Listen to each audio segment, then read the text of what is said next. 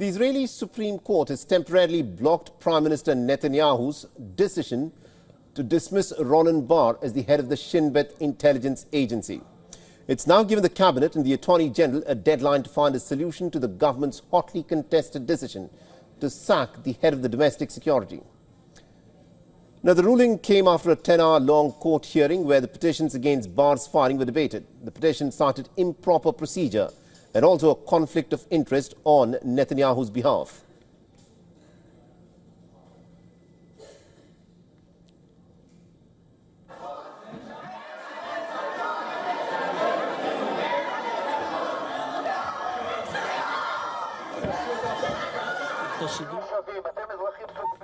Now, the hearing was briefly interrupted by protests from government supporters and critics outside of the courtrooms and also inside, which forced the judges to halt proceedings briefly before resuming. Now, urging both sides to find a compromise, the Supreme Court President Yitzhak Amit ruled that Ronen Bar will continue in his position until a later decision, adding that there is nothing to prevent interviews for the post. Last month, Israel's cabinet had voted unanimously to fire Ronen Bar, claiming that he had a misunderstanding of subordination of service.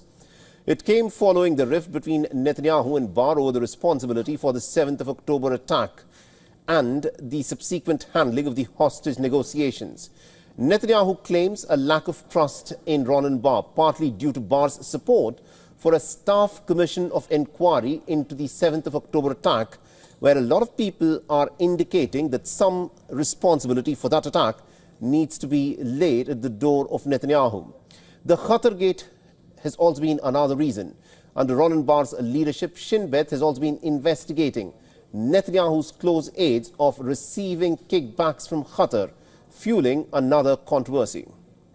Now, Netanyahu's attempts to remove Ronen Bar from office has drawn extensive public backlash, with thousands of Israelis taking to the streets in Tel Aviv as the court heard the petitions against Bar's firing.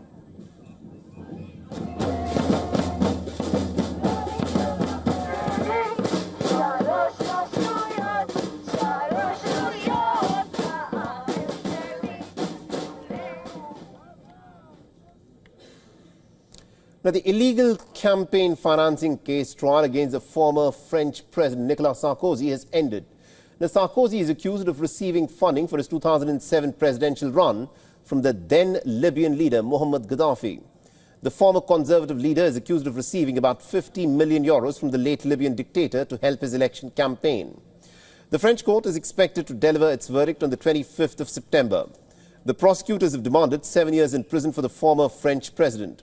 The trial focused on the Libya-France talks that took place in 2000s, and Sarkozy allegedly got the financial aid to help Libya mend its ties with NATO nations.